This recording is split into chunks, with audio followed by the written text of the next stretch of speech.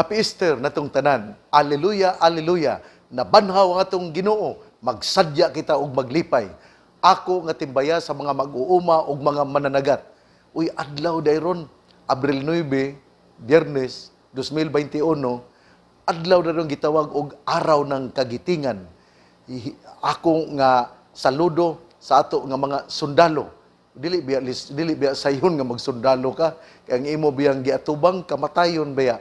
Mao na nga sa tanan nga mga kasundaluhan sa Armed Forces of the Philippines, dili lang kay atong gihandom ang kagahapon, kundi karon usab ako mingon kaninyo padayon ug salamat sa inyong pagdepensa, pagproteher sa katawhan sa Pilipinas.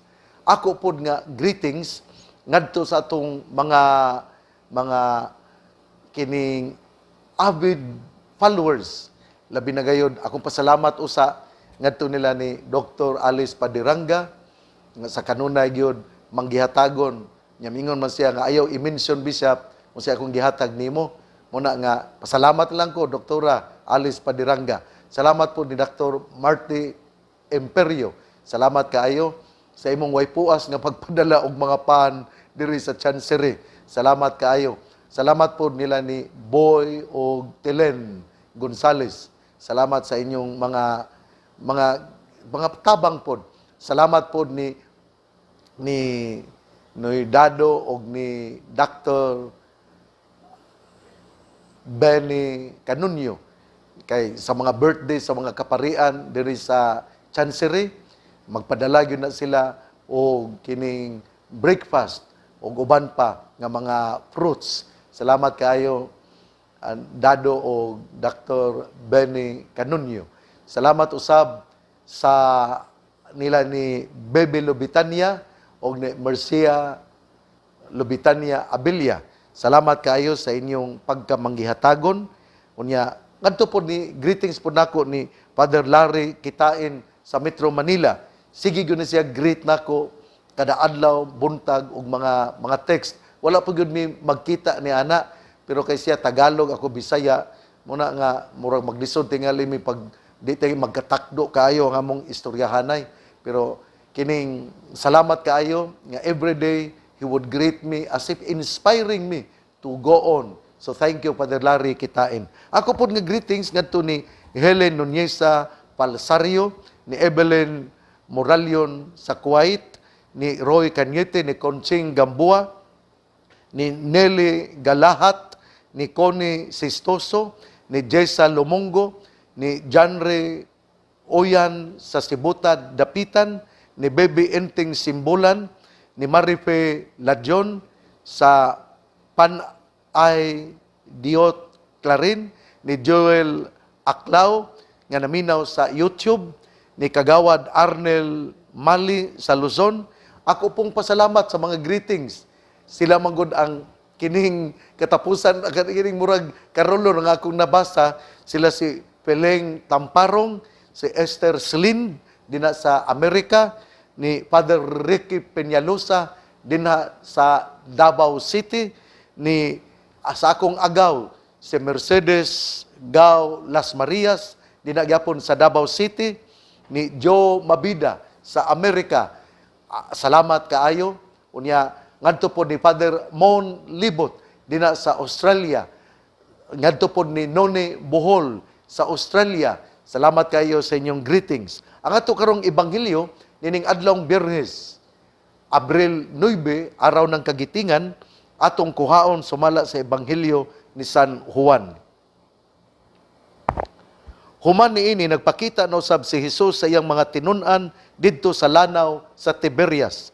Ang iyang pagpakita ingon niini, nagkatigom sila si Simon Pedro, si Tomas nga giganlag kaluha, si Nathaniel nga taga Cana sa Galilea, ang mga anak ni Zebedeo ug ang duha ka laing tinun-an. Ug miingon kanila si Simon Pedro, managat ako.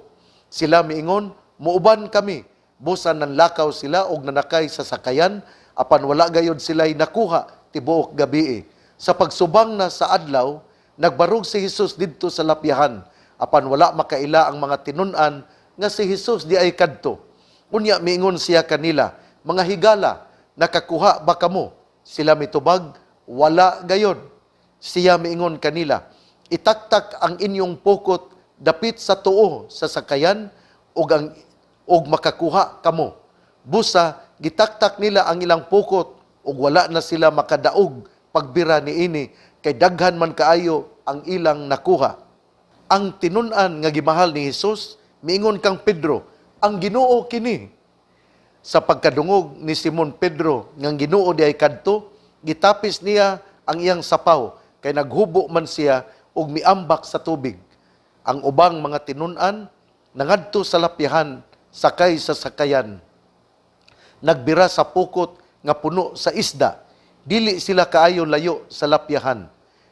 May mga kasyaman kamitros lamang. Sa pagkawas na nila, nakita nila didto ang usa ka tapok sa binagang uling nga may isda nga gisugba ug may pan usab. Unya mingon si Jesus kanila, pagdala kamo diri og pipila ka buok sa isda nga inyong nakuha. Busa misakay si Simon Pedro ug gibira niya sa lapyahan ang pukot nga napuno sa mga dagkong isda. Usa ka gatos ug kalim-an ug tulo ka buok ang tanan. Apan bisan pa sa kadaghan sa ilang nakuha, wala gayod magisi ang pukot. Unya mingon si Jesus kanila, dali ngari og pangaon kamo. Walay usa sa mga tinun-an nga nangahas pagpangutana kaniya kung kinsa siya, kay nakailaman sila nga siya mao ang Ginoo. Busa miduol si Jesus ug gikuha niya ang pan ug gihatag kanila. Gihatag usab niya ang isda. Ikatulo kining pagpakita ni Jesus ngadto sa mga tinun-an human siya mabanhaw. Ebanghelyo sa tong Ginoo. Daygon ikaw o Kristo. Mga igsuon, pagkaanindot sa atong ebanghelyo karon. Pero una sa tanan ha, ang atong ebanghelyo gasugod gayod didto sa lanaw sa Tiberias. Nga unya nagkatigom ang mga apostoles. Ug mingon si Simon Pedro, managat ako. Ug diha mingon sila, muuban kami kanimo. Nindot kay ba kana bitawng barkada sa mga apostoles. Bisan pa kung sila nahadlok, bisan pa nga sila daw wala pay guts nga mohimo sa pagwali, apan duna gyapon sila panaghugpong. Nindot kayo ni kanabitawng unity, importante kayo kini sa mga barkada. Ang ilang pagkabarkada, dili man barkada sa binuang, na mag-iuban nga barkada nga magbinuang, maghisgot na itag barkada, kining naadayon ang binuang. Inautunta nga ang atong pagkabarkada, dili nato ipunting sa paghimo og dinautan, kundi ang atong pagbarkada, atong buhaton aron makaayo sa atong isig katao. Ang mga apostoles, barkada sila o sa kanunay ilang gihimo ang ilang usual nga trabaho nga mao ang pagpanagat aron sila makatabang sa ilang banay o makahatag og pagkaon ngadto sa katawhan. Unya sa diha nga nagkahugpong sila, nindot kining barkada nga magkahugpong, nindot kining barkada nga adunay panagtambayayong barkada nga magkahiusa. Sa diha nga sila didto na sa dagat, ang atong Ginoo nagpakita, pero wala pa sila makaila nga ang Ginoo di ay kadto. Ug nangutana ang Ginoo, mga higala, aduna ba kamoy nakuha? Ug sila mitubag, wala gayod, walay jamo, wala gyud sila nakuha. Ug diha mingon nga atong Ginoo, itaktak ang inyong pukot dapit sa tuo sa sakayan ug makakuha kamo. Nindot kay ni Stanano kanabang ang atong Ginoo misugo nga mutaktak sila dapit sa tuo. Dili gyud ay maayo ning wala. Kining wala, wag gyud mingon ang Ginoo nga itaktak ang inyong pukot sa wala. Ginigong wala usahay kining walhon ba usahay gud lahi man ang interpretasyon. Pero ang atong Ginoo mingon gyud nga itaktak ang pukot diri sa dapit sa tuo. Ipasabot nga sila mohimo niini ug sila dunay obedience. Wa sila mangutana ha, nindot yung kayo ang mga apostoles. Naagyoy kinibitawng pagkamatinumanon. Nituman sila sa sugyot sa tong Ginoo. Usahay god kita mutuman man lang ta kung nakahibalota nga kana bitawng sure na ni dili man atong hinumduman nga kining wala pa sila makaila nga ang Ginoo day kadto, pero ang Ginoo nagpakita nila og miingon itaktak ang inyong pukot dapit sa tuo ug ilang gihimo obedience. Kada bitawng usahay kung kita madudahon, wa gyud kita paglaom ang taong madudahon nga dili mutuo sa advice, sa gisulti sa ato nga mga elders, wala gyud tay kaugmaon. Kada bitawng dili ta maminaw sa tambag sa tong mga ginikanan, unya ato pa nung yubiton ng atong inahan, ato pang kining supak-supakon, muna dili gyud maayo. Naiuban ra bang mga anak nga kining dili mutuman sa sulti sa ilang mga inahan, dili mutuman sa sulti sa ilang mga amahan. Usahay gud ang inahan muhilak ug muingon, maayo pa nga bata ka pa. Kay unsay akong isulti, mutuman ka gyud. Pero kung dagko na gali, ligo nagbukog, unya maayo nang mutubag-tubag, sakit kaayo nga mo tubag ngadto sa inahan. Muna nga imong hinumduman ha, ang tambag sa inahan nagdala gyud kini o kaayuhan kanimo. Wala may inahan nga motambag kanimog dautan. Ang inahan gani bisan kun ikaw nakahimog dautan, ang iyang pagtan-aw kanimo mao gyud nga ikaw buutan tungod kay ikaw iyang pinangga nga anak.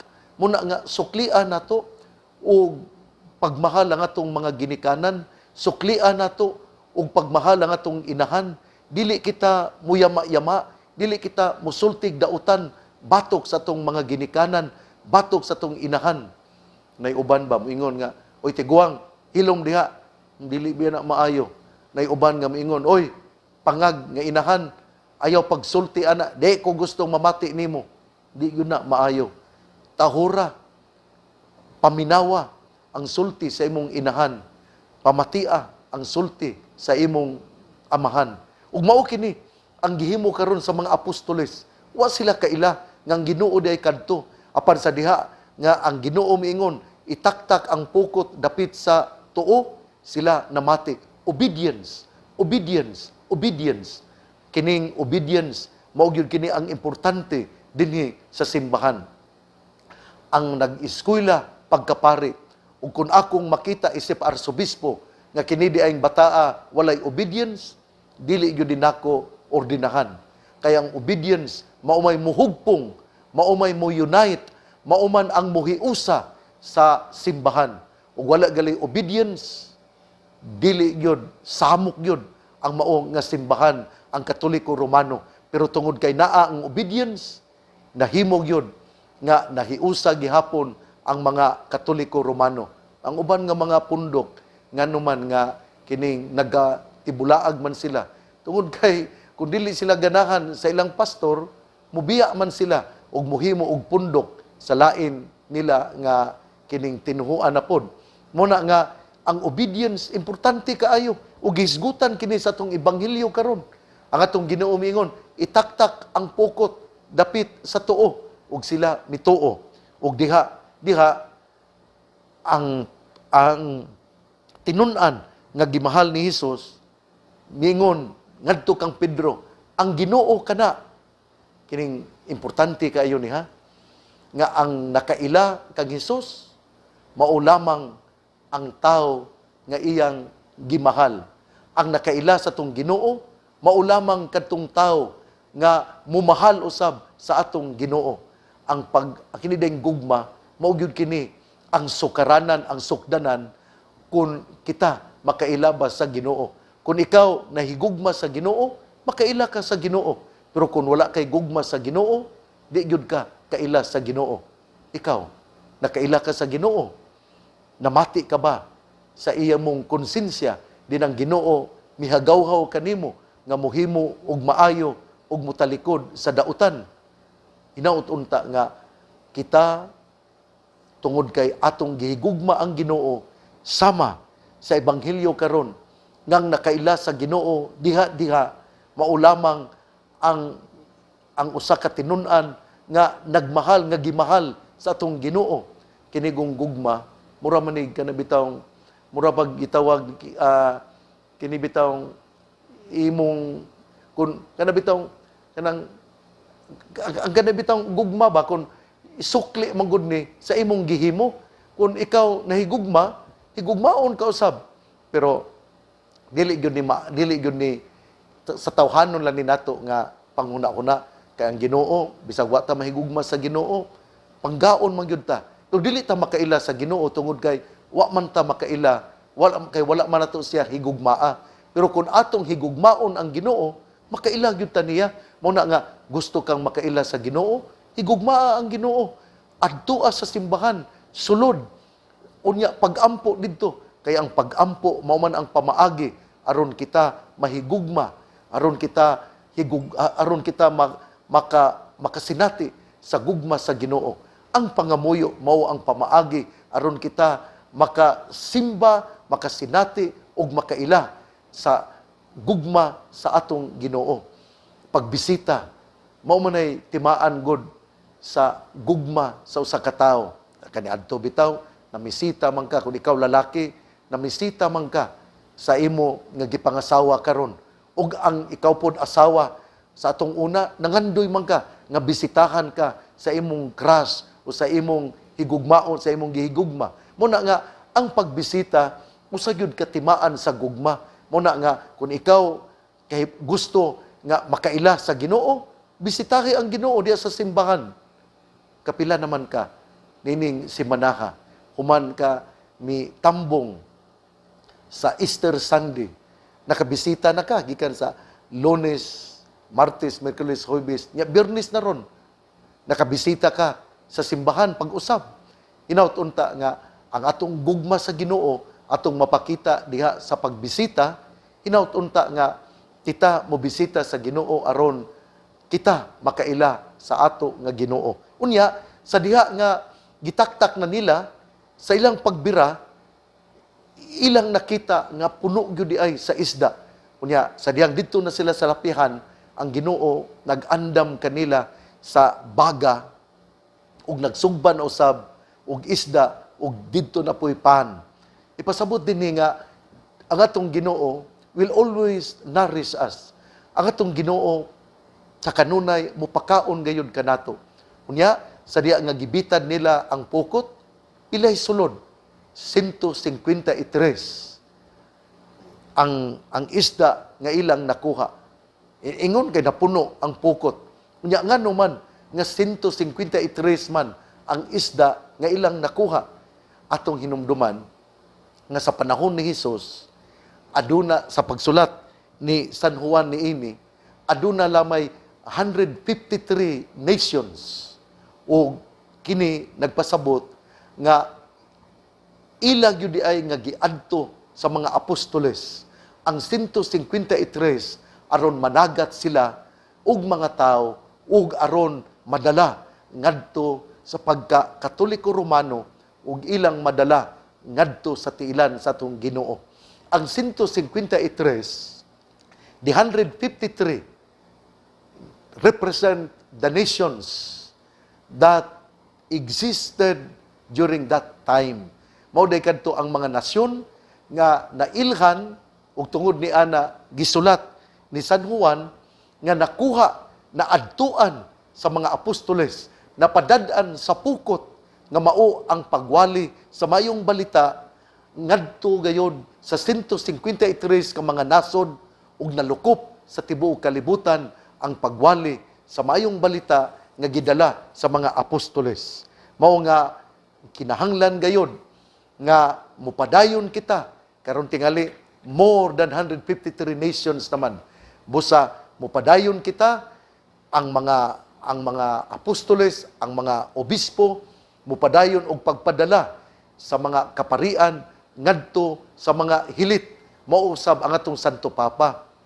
The Holy Father Pope Francis keeps on reminding the bishops to send preachers to the peripheries, to send priests ngadto sa mga hilit ug mga suok nga mga lugar. Ipasabot nga ato gayud nga maghimo gayud kita og mga parokya ngadto sa mga lugar diin dili gusto nga muadto ang mga kaparian kay pobre, dili gusto sa tawhanon nga kinaiya ang mga kaparian, ang uban ha, dili tanan, ang uban nga mga pari dili mo gustong muadto tungod kay pobre ang maong lugar.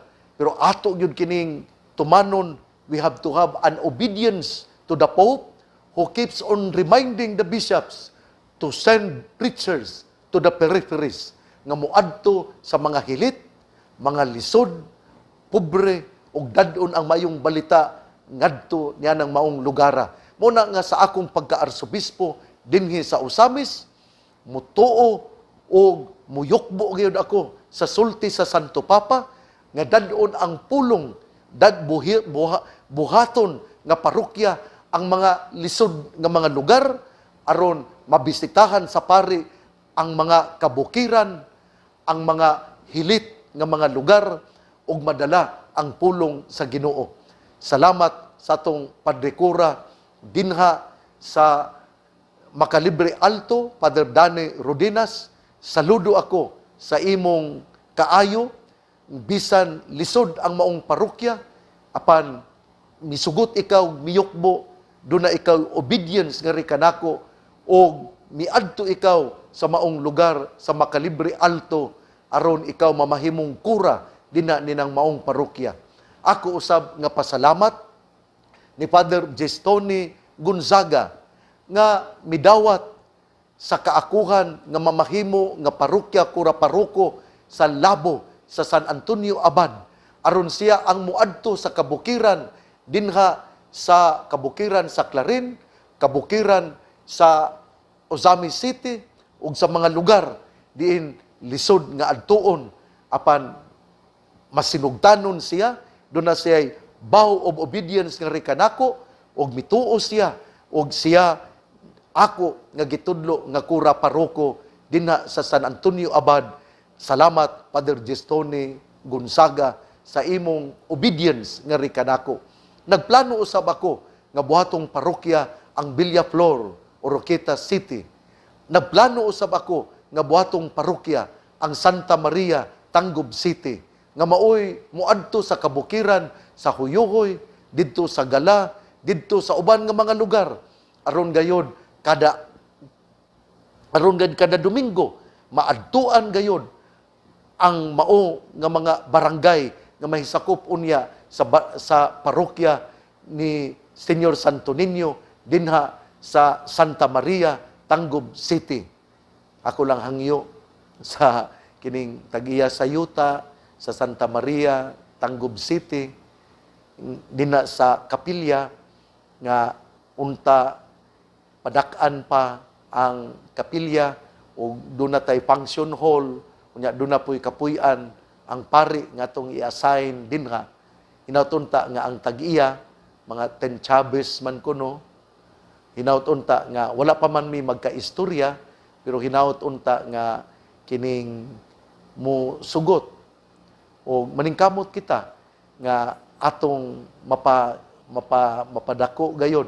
Muna akong hangyo ni Gobernador Philip Tan, ni Mayor Jennifer Witan, nga unta tabangan niya ako tungod kay ang ako nga katawhan, ila man usab nga katawhan nga alagaran sa Archdiocese sa Usamis. Hinautunta nga tabangan nila ako aron ato nga maistoryahan ang tag-iya sa yuta. Hinautunta nga si Vice Mayor pod Alberto Peñas og si kining Romar mutabang unta kanako usab aron ato gyud nga mahimo nga parokya ang Santa Maria, Tangub City. Ang pangaliya, ang pulong sa Ginoo nga mao ang pulong ni Jesus nga mao ang tuburan sa ato nga kaayo, ato gayon nga pamation, pamalandungan og paningkamutan nga mapuy-an.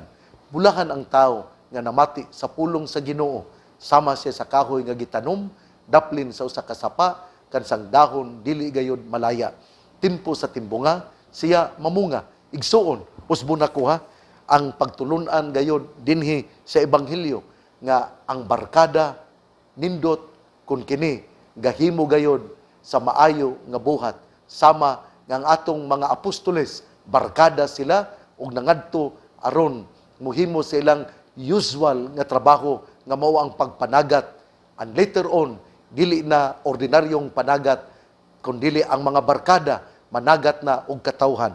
Ikaduha, ang bahin sa pagtulunan sa obedience nga ang mga apostoles wala sila makaila sa Ginoo apan sa diha nga siya miingon itaktak ang inyo nga pukot sa tuo nga bahin sila mi-obey.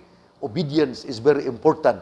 Ug ikatulo nga kita mamahimo lamang nga makaila sa Ginoo kung kita aduna gayoy pagmahal sa Ginoo. Ang tinun-an nga nagmahal nakaila sa Ginoo tungod kay siya nagmahal man sa tong Ginoo. Ang pamaagi nga kita mopakita sa tong pagmahal mao gayud ang pagbisita kaniya diha sa simbahan. Busa mobisita kita sa simbahan aron kita makaila sa Ginoo. Ang Ginoo sa kanunay nakaila kanato kay wala may pagkutat ang yang pagmahal kanato. Barkada nga maayo, obedience, unya recognition sa atong Ginoo, pinaagi sa atong pagmahal kaniya, di pinaagi usab sa atong pagbisita dinha sa simbahan. Ang pangaliya sa mahal nga Birhen Maria, nga gisangpit sa mga misamisnon nga Birhen sa kuta, magdala kanato ngadto sa tiilan sa atong Ginoo ug magapanalangin kanato. Kini ang inyong Arsobispo Martin Sarmiento Humuad magaingon nga ang panalangin sa Ginoo, ang Amahan, Anak ug Espiritu Santo mukunsad kanunay dinha kanato ug kita iyang panalanginan. Happy Easter natong tanan. Biba, pasalamat sa pagkabanhaw sa tong Ginoo. Alleluia, alleluia. God bless. Happy Easter natong tanan.